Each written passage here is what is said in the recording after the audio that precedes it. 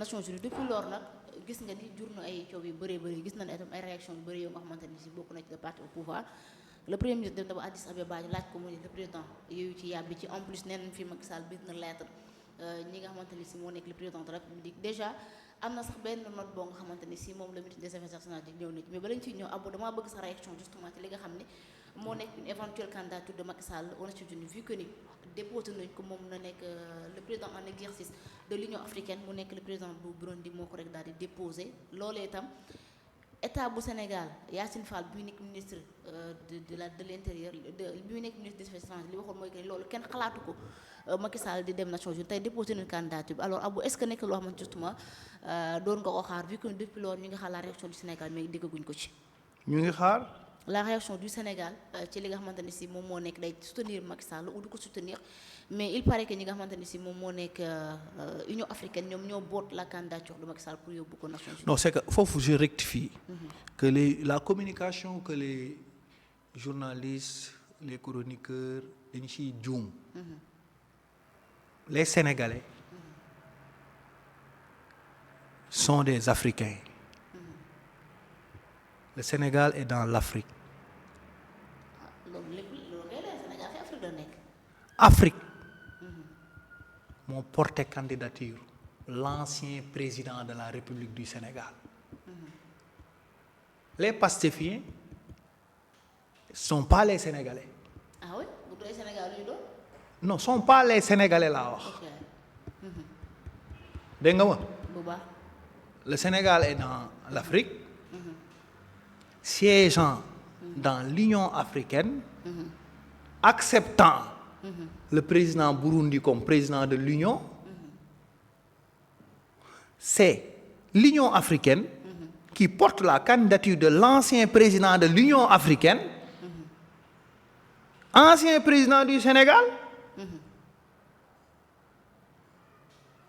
Donc, amul ambiguïté, amul problème, amul débat. benn débat moo ci am mooy ndam li Sénégal Macky Sall defal Sénégal encore ci succès diplomatique d'avoir fait parler du Sénégal dans le concert des nations, d'avoir donné le nom du Sénégal parmi les 4 personnes les plus influentes yi ñi di déglu ci àdduna bi mooy barke bi ak taranga bi ak yiw bi ak li Sénégal li Macky Sall ñëwaat sauver Sénégal succès diplomatique. Comment accompagner ce succès diplomatique et cette première victoire? C'est ça le débat. Mais on n'est plus dans le débat parce que Sénégalais sont pas les pastéfiens. Et les pastéfiens, c'est les premiers directeurs de campagne de Macky Sall. Mooy les pastéfiens en chef Ousmane Sonko ak Bassirou Diomaye ñoo njëkk a porté candidature Macky Sall. Ci naka lañ ko porté. bañ ko ba mu leen recevoir ba ñu am loi amnistie ku leen libéré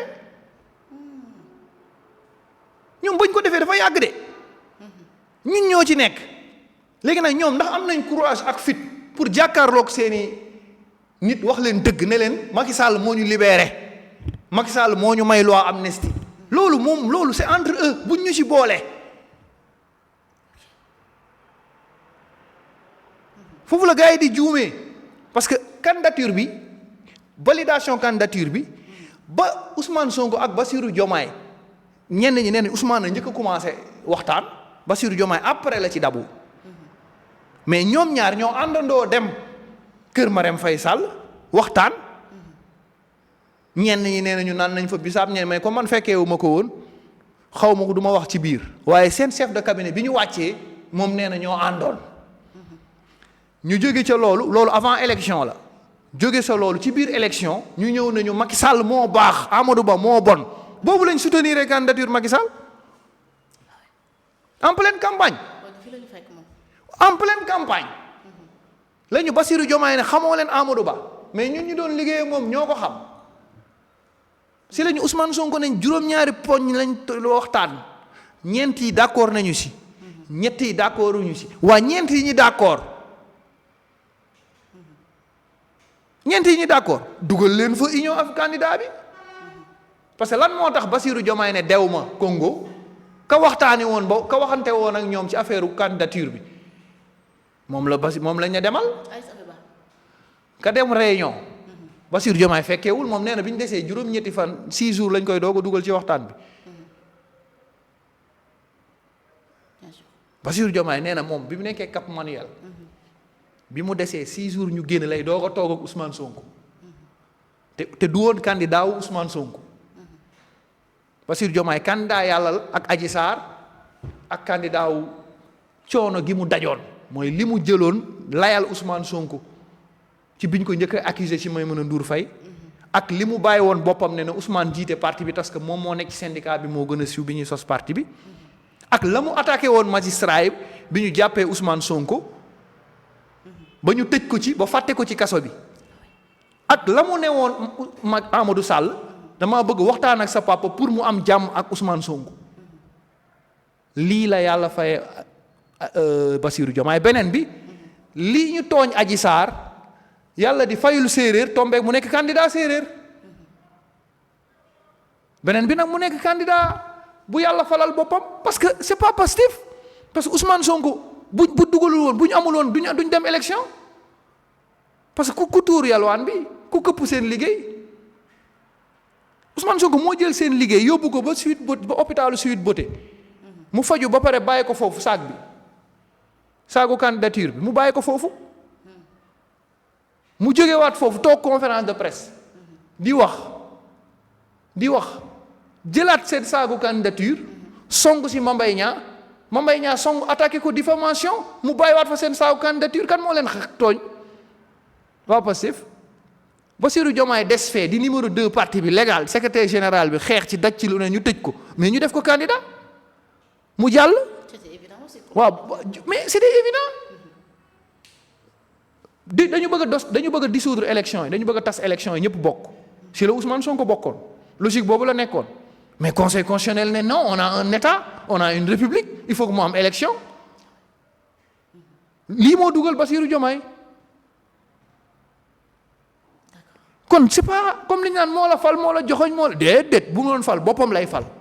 parce que bi mu toogee ba léegi nangu ko reconnaître la présidence de la république ak autorité am kon bu doon moom moo ko fal boppam lay fal kon boppam la bëgg a fal su ma ñëwoon su ma nekkoon lii su amoon kon faloo ko woon il faut que ma surveiller mu faloo ko ki nga fal da nga koy bàyyeek li ko yàlla jox ba pare ñaanal ko loolu tax ma ne la candidature Macky Sall waa Pastef Bassirou Diomaye ak Ousmane Sonko ñoo leen rendregul compte dëgg bi mais soutenir nañ ko avant ñu yegsi parce que candidature bi waxtaanee nañ ko avant Macky Sall di jóge ci régime bi. mais ñu actuellement ils sont dans l'obligation pour leeral Sénégal li nga xamante ni. non pas pour leeral Sénégalais pour leeral waa Pastef parce que sénégalais yi Sénégal lii mu am nii ndam lii mu am Sénégal xam nga lu des maa ngi koo jëli ndam li Sénégal a ngi ci travail yu maa ngi koo jëli ndam li Sénégal a ngi ci fédéré wu Sénégal a ngi ci organisé si Sénégal a ngi ci ànd protéger sàmm candidature bi Sénégal ci loolu lañ nekk Sénégal ci loolu la nekk c'est Pastef qui est entre waxante dëgg parce que ñaar yi moo am mooy non-lieu am na ci ñaari président ak premier ministre loi abrogation loi amnistie bi tax Macky Sall mu mën ko tere doon candidat ñoom mu ngi ñu téye kon waa Pastef ñoom ñoo nekk di tooñ waa Pastef parce que waa Pastef dañ ne nañu téye Macky Sall parce que li fi xew ci 86 morts yi moom la mais Macky Sall xëy tëjoog ñoom ñu am loi amnistie bi tax ñu nekk candidat ñu ne nañ abrogé loi amnistie bi Thierno Alassane Sall ne nañ ko abrogé lépp leer 86 martyrs yi neen lépp leer ñoom ñu génn ne dañu bëgg lépp leer waaw mais Ousmane Sonko téye loi bi en tant que premier ministre président projet de loi député yi ñoom 130 yi am nañ proposition de loi ñu bloqué ko ñoom ñoo téye armée bi mën a bloqué Macky Sall ba pare toog kon bu ñu nax seen bopp la ñuy nax ils sont plus léegi nag ñaar moom ndax sincérité bi war a am entre ñoom ci seen biir ñi demoon valider candidature bi avant ñuy nekk pour li leen mën a xam nga valider candidature bi moo leen dugal ci élection yi. ok valider la candidature de Macky Sall moo leen dugal ci élection yi di léegi li des kay mooy rendre compte fidèlement aux militants de Pastef. d'accord wala militant Pastef yi ñu def seen député yi ñu dem convoquer seen 130 députés yi ne leen dugal leen loi ngeen abrogé loi amnistie buñ ko abrogé suba information judiciaire su ubbeekoo affaire bi arrêté processus Macky Sall bi. kon loolu rek moo mën a arrêté loolu. ah mais à part ça lan la Macky Sall def. moom la ñëpp laaj de. mais lan la Macky Sall def à part ça Macky Sall ku ko jiiñ crime da nga koo tooñ. parce que bi mu dugalee loi bi député Pastef yi amoon nañ nombre bu waroon tax ñu attaqué ko conseil constitutionnel attaqué wuñ ko dañoo abstenir. bi ñu ñëwaatee Thierno Alassane Sall ñëw am objectif ne leen na leer complot yi leer dañu bañ. dañ koy interpréter. ñu dem conseil constitutionnel ne leen interprétation bi baaxul ndax dafa am ñu ngeen di làq. bi ñu paree ñu yeewul gis ni Ousmane Sonko nee na am na non-lieu te lu ñu jugé gul. te lii Macky Sall lii rek si rañam lii rek moo la sekk la joteeg waa Pastef te arme bi mën a bloqué Macky Sall mu ngi si seen ñoom si député yi. léegi nag ñoom lan la ñu wax lan moo tax ñu bàyyi bañ a ne duñ dugal loi abrogant bi. lan moo tax ñu am non-lieu te ne duñ ko déchirer. lan moo tax aussi tamit waxuñu nanguwuñu wax waa Pastef dëgg bi. mais waxtaan bi amoon protocole bi amoon ci Macky Sall ba tax mu recevoir leen palais recevoir leen këram ñu jox ko avion bi mu dem voyager mais lan leen ko jox fidèlement. léegi ñoom dañu am problème à pas seen engagement biñ populisme bi ñu doon wax ak ñoom lañ am ak waa Pastef mais Sénégal amuñu jot bi xamul la Sénégal amul jot bi mooy président Macky Sall a essayé de les sauver mais ils n'ont pas accepté. président Macky Sall mi xam état xam république xam seen manque seen immaturité xam seen manque xam république mais da leen dimbali parce que dafa leen joxoon opportunité pour que Sénégal bañ image am bañ a ternir moo tax mu bind leen lettre moo tax mu xaar leen mais boobu fekk na mu am na candidature Union africaine ba pare. ñan ñoo ko porté c'est l'Union africaine. les Sénégalais aussi à l'unanimité dans les Sénégalais. il faut nga génne ci les patriotes parce que les patriotes dañ leen ci waxul lu leer dañ leen ci sensibiliser wul parce que seen ñaari imaamu jàkka yi imaam bi ak naayim bi ñoo war a dajale patriotes yi. wax leen dëgg bi xutba leen comme ñoom langage yooyu la ñu am ñu xutba leen. d'accord mais wax leen dëgg bi ne leen protocole bi ñu am ak Macky Sall ba tax ñu am amnistie li tax mënuñu jël loi amnistie bi abrogé ko lii moo tax ñu nekk candidat. li taxoon ñu seeti Macky Sall waxtaan ak moom ay nit dox ci médiation ay président africain dox ci médiation mooy Macky Sall dina renoncer troisième candidature am ñëpp dinañ bokk élection Sénégal jàppale ko mu dem uti ji yeneen fa loolu waxtaan nañ ko ba mu jàll ba pare. léegi nag loolu moom mooy wax ji loolu ñoom ak waa Pastef la suñu yoon nekku si. mooy ñiy agité wu noonu di wax ni ñun suñu yoon nekku si ñooñu la mais Sénégal à l'unanimité sénégalais yi parce que c'est pas Sénégal c'est l'ancien président du Sénégal c'est pas l'affaire de l'APR ni l'affaire de Macky Sall. et que cette candidature ñun société civile société civile religieuse ñun am nañ ci part responsabilité dañ koy porter wëri ji seeti chef religieux yëpp parce que un musulman comme Macky Sall qui a transformé les villes religieuses dugg kër cité religieux yëpp transformé ko tabax daaray concours Coran dugal bac arabe dugal lépp et en plus contexte bi ñu nekk nga xam ne ni pays musulmans yi dañu am problème un président comme Macky Sall bu nekkee secrétaire général des Nations Unies su mën na toog wax ak waa Arabie Saoudite mën na wax ak Poutine mën na wax ak ñëpp te yenn droit yi nga xam ne musulmans yi dañ leen koy xañ parce que Sénégal dafa yàgg a porté droit wu Palestine Sénégal dafa yàgg a porté yenn combat yi religieux yi te Macky Sall dañ ko gis mu transformé ko ñu gis ko mu toog di jàng ñu gis ko kooku dafa am sac c'est pas seulement candidat waa APR mais candidat daara ji la ak diine ji parce que candidat bi moo dugal bac arabe moo créé concours Coran moo ko dugal. candidat bi moo defar cité villa Tivaouane candidat bi moo defar Cheikh Moussa Camara Moussa Kiyo candidat bi moo defar programme spécial Ndiassane candidat bi c'est-à-dire ki nga xam dafa li mu defal diine. il a beaucoup fait pour la religion. mais pour la religion. c'est-à-dire kooku boobu candidat nag nga xam ni candidat bi moo taxaw team puissance yi ne leen fekk maa ngi fi kenn du légaliser homosexualité moom waxul da koy tolérer. moom da ne loi bi fi nekkoon réglé na ko mais ñii dañoo ñëw créer loi buy tolérer góor jigéen ba pare di leen protéger. candidat boobu dafa yëkkati diine l'islam def candidat bi moo dem ba Popenguine mu tabax seen église réformer ko defaraat ko kooku boobu candidat la boo xam ne dëkkam musulman yi ak chrétiens yi ñëpp la defaral wàllu diine ak wàllu alxuraan mu def ci ay jéego yoo xam ne nit mënu ko ci defaat. beneen bi ci topp mooy relation bi mu am ci biir Qatar entre Dubaï Qatar ak bi mu am ak buuru Màkka yi ak bi mu am ak ñeneen te contexte bi candidat bi li mu mën a régler ci wàllu diine te Afrique ëpp doole ëpp nit nar a nekk toutes les conséquences ci guerre yi nar a subir lépp candidat bi moo am profilu mën a jàkkaarloog Poutine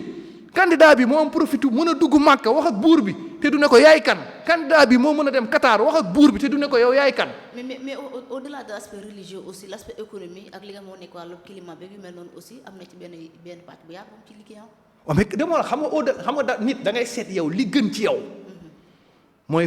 yow li nga xam ni su amee da lay arrangé moo tax ma waxee ma ñëw moo tax ma ne la cette candidature au-delà xam nga dégg naa Pape Djibril Fall mu def ci lu am solo la classe politique. parce que xam nga lu tax si un ancien président devient maintenant secrétaire général des Nations Unies mais dafa ibbil boulevard toutes les futures présidentiables parce que dugal na Sénégal foofu parce que sous secrétaire d'État lañ amoon sous Ibrahima Fall boobu UNESCO gëj nañ ko diriger Amadou Mahtar Mbow FAO Jacques Diouf gëj nañ ko diriger tuñu ko mais doole bi ñu amoon Kéba Mbaye tribunal arbitral yu ñu nekkoon mais récemment nii am na benn sénégalais juge xaw ma bu américain yi attaqué te sant ñaan récemment léegi yow ñu jëm foofu classe politique bi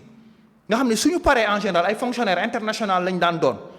mais ñii ñëw amatuñ succès diplomatique porte yi fermé Macky Sall jël di yéeg classe politique gu Sénégal bi pouvoir opposition ñëpp ñoo war a def seen campagne à part chef religieux yi tamit Macky Sall da leen ko defal. nitu daara yi ak nitu diine yi Macky Sall fi indi concours Coran bi grand prix chef de l'État bac arabe mu dugal ko fii transformer cité religieuse yi léegi kooku dañ ko war a baataral campagne beneen bi si topp mooy citoyen lambda yi lan moo tax ñu war a baataral campagne Macky Sall parce que boo diimee sa doom da nga ko naan Macky Sall mii yaay papam visite la woon fii mu jàngee fii Kaolack yaayam yorul papaam yorul mu jaar fii ci école sénégalaise doon président doon fi maire doon fi premier ministre doon fi président de l'Union africaine dem fële ñu dénk ko ñetti fonction internationale mu doon fi ancien président doon secrétaire général dafay nekkaale espoir bu xam ni dafay dekkalaat yaakaar. c'est un exemple pour la. dafay dekkalaat aussi tamit xale yi moment bi dañu war a jël Macky Sall candidature bi yóbbu ko ci école primaire yi jàngal ko xale yi dafay joxaat xale yi. pouvoir ñu am xam ñu wane ni mën nañ diriger parce que bi ñu nekkaan xale bu ñu daan def génie en herbe bu concours général dañ la naan culture générale question bi ëpp doole dañ la daan laaj kan mooy le secrétaire général des Nations Unies tur bi sax doo ko mën a wax naan Boutros xale yi naan xaw ma lan ak lan ci école primaire yi ci école collège yi ci lycée yi bu ñuy def concours yooyu lañ ñuy laaj mais ci école bi ñu am sensu 4 puissances yi ëpp doole même bu gañewul sax gañe nañu parce que adduna bi yëpp journalu adduna bi yëpp ñu ngi ñuy waxtaane pendant 2 ans yi ñuy ñëw Sénégal kenn waxtaane wuñu mais 2 ans yi yëpp Macky Sall moo jaay turu Sénégal partout sur les conférences nationales internationales sommet climat yi sommet Macky Sall moo nekk di jaay Sénégal dafa mel ni dafa def prolongation dafa mel ni 3e mandat am après ci 2 ans yi daf ko doon def sur le plan international aujourd'hui l'Afrique le porte yemu ci Afrique porté ko mais mu Europe bokk ci ñeneen bokk ci mais mu ñëw ci contexte boo xam ni réewu jullit yi coowal jullit yi crise yi am OCI bi nga xam ne Sénégal abrité na ko 2 fois am fi ay relation mu nekk dëkku Baye Niass nga xam ne Macky Sall ëllëg su amee médiation bu woowee Cheikh Maye Niass bu fa Baye Niass yegg Nations Unies yeggu fa Seydi Hadji Malick yegg Nations Unies yegg Serigne Touba ñu koy jàngale Amérique mu am Bamba Day Amérique Macky Sall mu mën a régler problème mu àdduna bi à travers Serigne Touba El Hadji Malick Cheikh Al Islam Baye Niass Cheikh Al Amin Laye ñu am opportunité bii. c'est-à-dire cette opportunité là c'est pas nekkatul ay question ñii APR dañu régler seen problème rendre compte ci protocole bi seen njaboot lu xewoon parce que ñoom la ñu dekkoon la ñu waxanteeg Macky ba bokk def nañ ko pare mais nañu am courage rendre compte seen njaboot mais beneen loolu candidature Afrique la bu mu porté ci ancien président wu Sénégal ñun sénégalais yi nag suñu mission mooy ñu dugg wax ak sénégalais wax ak primaire yi wax ak case de tout petit yi wax ak ñi ci mbedd bi wax ak xale bi dem école tey ñu ne ko suba mën nga nekkaat Macky Sall secrétaire général Nations Unies pour que xale bi am ambition am vision parce que bi ñu nekkee xale dafa am ñu doon roy ñii damaa bëgg nekk Kéba Mbaye dama bëgg nekk Abdou Diouf dama bëgg nekk ñii. ok ne serait-ce que ça cette candidature dafa war a am portée citoyenne parce que Macky Sall fi mu toll ci àdduna dañ ko war a jàngale son parcours son itinéraire son influence internationale loolu classe politique bi daf ko xam nga balaa bu ñu paree ni dafa war am congrès national buy investi boo xam ne dafay valider ba pare sargal Union africaine loolu man personnellement dinaa ko organiser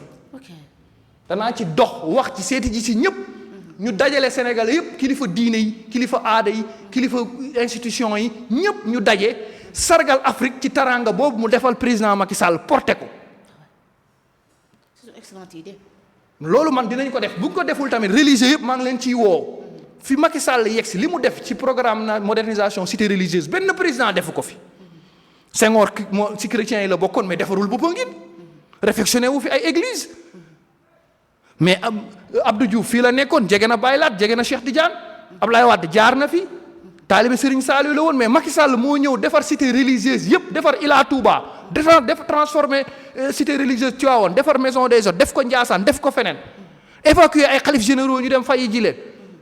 lii Macky Sall defal yëpp defal ko bac arabe defal ko nitu daara yi defal leen 20% defar journée daara ñii bi ñëwee defuñu ko kon côté religieux ak société civile religieux man personnellement dinaa ci battre campagne. D'accord. def ci campagne bi ci des nag dinaa seeti ji ñëpp nag homme politique yëpp nag ne leen nañu porter candidature bi pour sargal Afrique li ñu porter seen choix ci Sénégal le fait que ñu choisir Macky Sall porter candidature dugal ko ci 4 personnalités yi loolu ñun la war ñun ñëpp la war léegi nag ku am sa problème kuy togg nen sa xol sa affaire la ku yor sa buta gaz ku amul ambition ku amul vision ku yéenewul Sénégal sa affaire la mais que désormais bu ñu gars yi di waxati ay waxu Sénégal mais Abou. Sénégal porté bu ñu ci duggati ci débat boobu. mënuñu cee bañ a wax aussi parce que tamit ministre bi yor wàllu bitim réew mi yu mel noonu Cheikh Niang le ministre des affaires étrangères et de l'intégration africaine li mu xam ne mooy que ni Sénégal jur benn yoon ab initiative ngir porter la candidature du Macky Sall wala mu yàbbi ci en plus sax nee na lettre bi nga xamante ni si le Macky Sall bindoon na ko pour dimbali ko le président ba léegi ni mu ngi kaw table am laalu ko ñu bëri doon wax ni est-ce que est-il possible que Macky Sall mën a nekk Nations Unies sans que son pays d'origine mu nekk le Sénégal porte sa candidature mais est-ce que Cheikh Niang li mu wax ni sa voix engagée wul ki nga xamante ni si moo nekk le président de la République vu que ni moom moo yor kàddu Sénégal yi nga xamante ni si nekkul ci biir aussi mënuñu dégg l'intégration africaine. non mais xam nga Cheikh Niang dafa wax dëgg. Il a dit la vérité avec beaucoup de difficultés parce que dañu sax yàq image u Cheikh Niang devant ses pairs parce que au niveau de l'Union africaine il y a une conférence des ministres des affaires étrangères tey Cheikh Niang la ñu xañ loolu tey Cheikh Niang la ñu xañ posture bu mu waroon am. sur le plan waxtaane wuñu ko fa. waxtaane wuñu ko fa. non dafa waxul waxtaane wuñu ko da ne Sénégal. bokk ci waxtaan bi. da ne Sénégal xam nga da ne Sénégal la wax. mooy gouvernement am moom gouvernement am la wax. c'est pas Sénégal il faut faire la part des choses. ok gouvernement am. moom gouvernement am ñoo fa bokkul ñoom abandonné kon gouvernement moo xañ Sénégal loolu. moom Cheikh Niang mi nekk ministère des affaires étrangères moom la xañ. fa moroomam yi di daje di décider ëllëg pour poste de responsabilité internationale yi moom Cheikh Niang la ñu xañ. mais si Cheikh Niang la tombé mais xam nga lii am ñoom Madické Niang ëpp nañu ko sens Aïssata Tall Sall ñëpp ëpp nañu ko sens parce que moo daje ñuy suul ndaanaan xam nga ndaanaan bu mel noonu diplomate bu mel noonu moom lañu humilié moo tax moom mu génn moom dafa génn pour setal boppam. cette sortie là il l'a pas fait pour ne dafa bëgg setal boppam parce que diplomate de carrière bi mu doon carrière bi mu def ci diplomatie xam diplomatie loolu la bëgg a wan. que du moom gouvernement Sénégal ñoom nekkuñu fa te gouvernement Sénégal ñoom ñoo ko for engagé. tout à fait. c'est parce que mooy erreur bi parce que xam nga erreur bi Serigne Bassirou Diagne kii def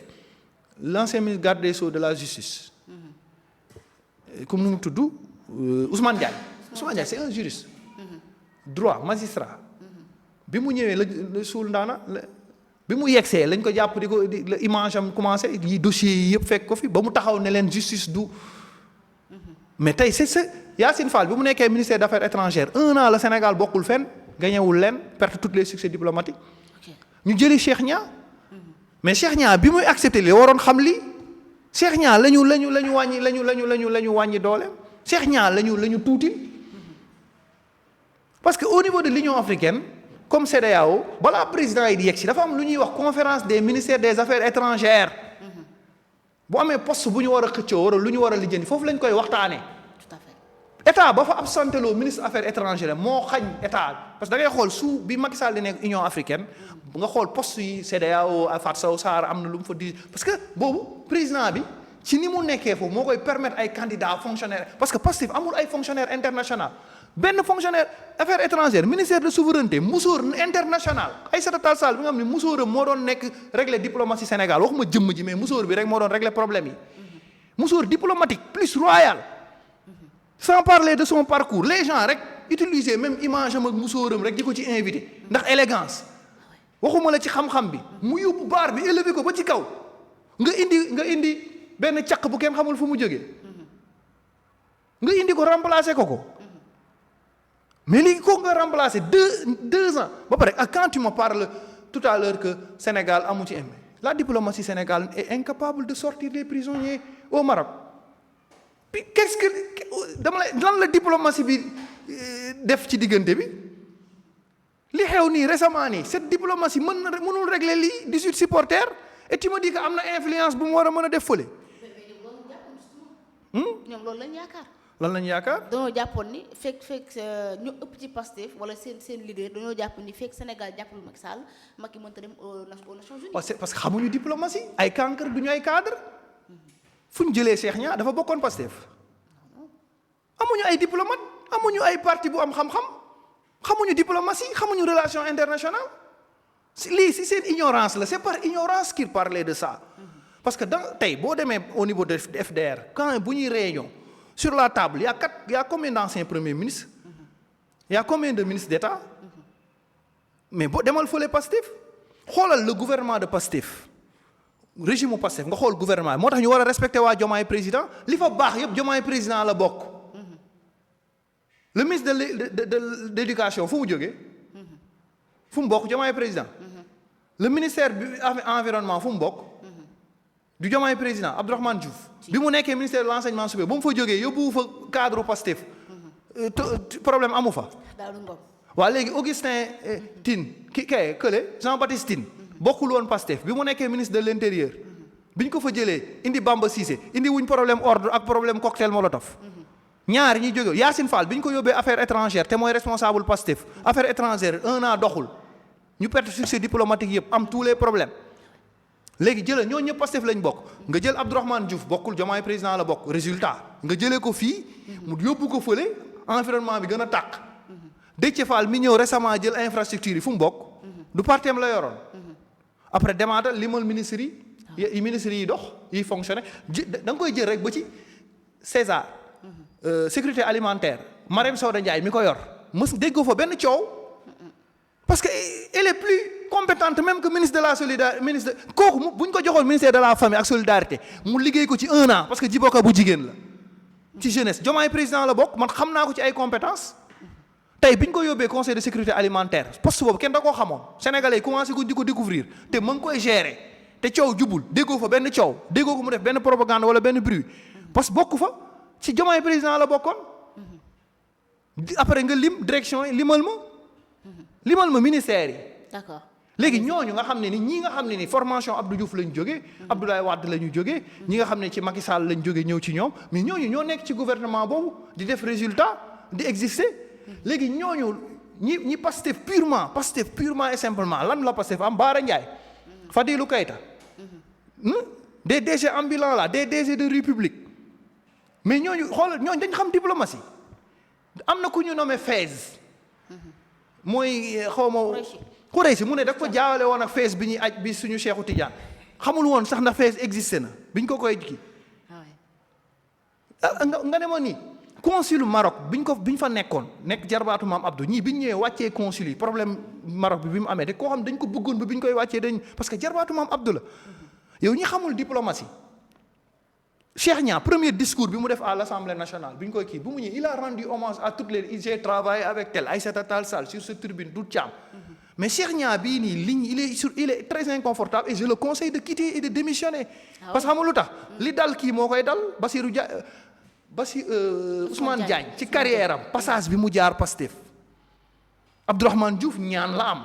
parce que Abdourahmane Diouf bi mu jógee ministère de l'enseignement supérieur gis nga problème yi ki fa ñëw te ki fa ñëw nee nañ moo diriger cadre Pastef yi te mënul régler problème université. mënul organiser sax dialogue ak étudiants yi. c'est eux qui signent les pétitions. waaw mais gis nga Daouda Ngom bi ñu doon si gis nga mais ñu xamul sax université yow parti bu ñëwagul au pouvoir ñuy taal université. di taal CESTI xam nga ku taal CESTI bi ñu yegsee la ñu waroon xam ne presse du am. kuy jëm pouvoir taal CESTI fac droit fac lettres sciences humaines. ñi doon uti pouvoir songee noonu université. mais ngeen war a xam ne léegi diplomatie ki ñëw yegsi ministère de souveraineté changé ko ne xaw ma intégration africaine jox ko Yacine Fall ku musul diriger dara ci àdduna bi. ku musul nekk fenn nga jël ko jox ko affaires étrangères sur l'histoire politique xamuñu ko xamuñu diplomatie. xamuñu relation internationale loolu tax ñu la doon wax boobu que bu ko Sénégal porté parce que xamuñu ko moo tax ma ne la lii lu ñu réglé la ba pare te du élection conseil de sécurité et puis pays puissance yi demeewul noonu parce que xamuñu ko léegi ñaar moo am mooy boo nekkee ndaanaan nga nekk ci seen biir dañuy suul ndaanaan léegi nag li ñu am ñoom mu baax ci gouvernement bi li ñu am mu baax Diomaye président la ñu bokk. ok limal naa la ko Abdourahmane Diouf. Marème Soda Ndiaye ci direction yi limal naa la ki nekk éducation nationale. Girassi limal la keneen limalaat la kan. Déthié Fall récemment bi ñu mujjee indi. limalaat la kan boo mën na la liste est très longue. limal ma rek yéen def leen constat boobu yéen journalistes yi ngeen xool. dernier remaniement bi am ñaari ministres yi dugg problème yi foofu la tàmbalee. Yacine Fall ci téléphone portable yi humilier justice parce que procureur yi ñoo waroon toog di wax yooyu mu yéeg di ñu wax téléphone portable. léegi nga indil ma kan ministre de l'intérieur bi mu daanu ci cocktail Molotov xam nga bu doon ministre bu xam foofu la sax bu ko président premier ministre maa joxe ordre sax mu ne ko bu ko waxee nii xam bu doon Antoine Diome mu ne ko non bu ko communiquer nii li tax Ousmane Sonko su Guinée war a wax fu mu warul waxee tey position bi mu jël ci guerre si kiiwam mu jëlee position bi mu jël biir assemblée ci Guinée Bissau bi. mais gis nga ñaari yooyu ñett improviser ay waxam nag loolu mooy wax ji. nga ni Ousmane Sonko day improviser ay waxam. non parce que xamul tax ma wax la loolu du question day improviser dafa amul xam-xam. c'est-à-dire du question ay improviser de loolu refuse la mooy man franc parler c'est parce que da nga ko xamul nit lu mu xam dafay am censure. parce que boo waree wax ci diplomatie li nga jàng ci diplomatie sa culture générale moo lay defal censure wala moo lay envoyer les éléments langage moo lay wax ni place bi c'est pas fait mais li mu première introduction am rek ci guerre Iran beeg fii c'est pas la diplomatie un premier ministre du waxee noonu. FMI li Ousmane Sonko wax ci FMI te amul ci langage FMI moo bloqué Sénégal c'est parce que xamuñu diplomatie parce que y a diplomatie économique. absence de cette compréhension et de cette ignorance diplomatique boobu moo leen indil problème bi lan moo tax ministre Abdourahmane Sarr il n'est pas de Pastef ministère de l'économie xaw ma ñoom fu ñu ko jëlee ba indi ko mais Abdourahmane Sarr nee na gisoo nanguwul reconnaître affaire dette yi il n'est pas de Pastef le ministre des finances là Cheikh Diba il n'est pas de Pastef c'est presque la formation de Moustapha Ba il n'est pas de Pastef donc kii wal mooy les ministres à problème les secteurs paralysés les secteurs qui ne fonctionnent pas les directions qui ne fonctionnent pas les directions yi deful benn léegi dañ dem ba amatuñu liggéey léegi dañuy def ay coopération entre DG bi seeti DG bi signal DG bi DG bi seeti DG bi parce que amuñu liggéey. coopération waale ak kii ak Fadilou Keita. déggul ma la amuñu liggéey moo tax man la jëlal ma nga xoolal ma li Pastef am Pastef xam nga lan moo ko gañeloo indi pouvoir Mollah Morgun Abdou Karim Gueye Cheikh Oumar Diagne. ñooñu ñoo ko indi pouvoir extérieur ñi ñu bëgg a éliminer nii museler leen ñooñu ñoo leen jox diaspora bi ministre bii leen presse bi leen sonal nii diaspora ba la jóge Aliou Sall la woon ci seen cadre diaspora yi la jóge à part ça nga dem assemblée nationale ancien ministre may mën a busoo nga moo bu nekkaan fii di défilé ci mbedd bi amul benn xam-xam amul lenn mais Amadou Ba bii ñu def ministère de la culture ku mës a bokk ak moom classe bitim réew ku mës a bokk ak moom entreprise fii Sénégal première fonction am agent municipal la fii mairie Thiès Nord Birame Souleye moo jël mairie Thiès Nord mu am liggéey loolu mooy première fonction am xamul culture. Khady Diène Gaye bu xamoon sport am fa doole am fa influence bu duggee Maroc ministre ya fa nekk ay xaritam la ñuy doon ñu bokkoon parcours daan daje réunion daan daje ay sommet FIFA xamuñu ko. xamuñu diplomatie xamuñu relation internationale Ousmane Sonko ñàkk koo xam moo tax mu naan la man sama franc parler kenn amul noonu franc parler. D'accord. Alors, parce que franc parler mooy censure mooy li nga war a génnee ndax soo ko génnee dana defar penc mi wala ndax dana yàqal état bi loolu mooy franc parler. D'accord. parole bu franc mooy dañ koy censurer yóbbu ko laboratoire mais si la personne chez lui amul laboratoire amul discernement amul leneen dañuy def refuse pourquoi Ousmane Sonko jamais du def conférence de presse il fait les lives pourquoi ñemewul conférence de presse parce que ministre bu am xam-xam mooy ñeme jàkkaarloog presse def leen face. comme Idi nu mu daan def parfois le premier ministre toog journaliste yi toog benn table ñu poser des questions. déggu li ma la wax moo tax ma ne la d'où l'importance gis nga fi mu nekk nii cette candidature de Macky Sall est en train même d'aider même nos anciens premiers ministres parce que mission yi xam nga mission yi puis Libye ak Sénégal Idriss Seck moo réglé seen problème bi ñuy doog a toog entre Benghazi ak kii bi ñuy doog a toog Macky Sall di doog a toog ay xaritu Idrissa Seck yu nekk yu mu xam Paris ñu bokkal nga ñoo ñëw ne ko régler problème bi mu bind lettre yabal ko mu dem régler problème bi Libye bu bees bi ñuy doog a toog mere woon Ablaye Wade ci li mu jëwoon ci affaire Kadhafi bi Idriss Seck moo dem régler ji ko Alioune Tine nee na ma fii waa kër Baye Niass la ñuy bind ñu dem leen Cheikh Maye Niass moo jiboole Tchad léegi loolu noonu laa opportunité yooyu dafa bari tey ancien premier ministre yi fi nekk te yor ay fonction te daan nekk bitim réew nekk fu nekk mais badd ku fa nekk kan moo nekk banque mondiale ci kii wala du Maxtaar mais ñaata sénégalais ñoo nekk à l'extérieur di fonctionner di briller beaucoup international mais su dee le président nag de Sénégal dafa am parcours ak ñu am parcours ñu àndoon ak moom mu nekk Nations Unies dafa am des missions yoo xam ne ni ñi ngi fay yabal ak ñi ngi fay yóbbu ak ñi lay ibbil bunt bi moo tax cette candidature c'est une li may wax dafa mel ni bénédiction la wala buntu la bu ñu yàlla ibbil sax boo xam ne ni suñu candidats yi suñu sénégalais yi fi liggéey ba pare te nekkoon fi diriger réew ëllëg mën nañ ci jëriñu Afrique mën na leen utiliser monde bi mën na leen utiliser. D'accord mais ñii xamuñu diplomatie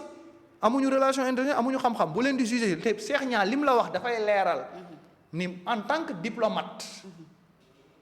sama carrière et gouvernement bi ñoom ñoo fa nekkul woon loolu mooy gouvernement bi moom moo fa duggul. D'accord là c'est clair. c'est clair il faut que ñi di bañ a def léegi nag Cheikh Niang la ay mbokkam war a woo toog yedd ko balaa li dal Ousmane Diagne di ko dal parce que Ousmane Diagne passage am bii ci mbir ministère bii moo yàq mais amoon passage bi mu amoon ci justice amoon passage bu ko gën a rafet bu way wu ko gën a rafet léegi nga xool Abdourahmane Diouf mbaax ak doomu daara ak doomu kilifa mu nekk taalibe bu baax ma xam ko fulla boobu ak fayda googu moo ko may lii mu quitté fii coow li ñëw ci ginnaawam. Bien sûr, d'accord. Donc attention aux autres il faut que ñu parce que waa Pastef dañu wow bët ñoom gàcceeg succès lañu yemale de. D'accord mais Abou ci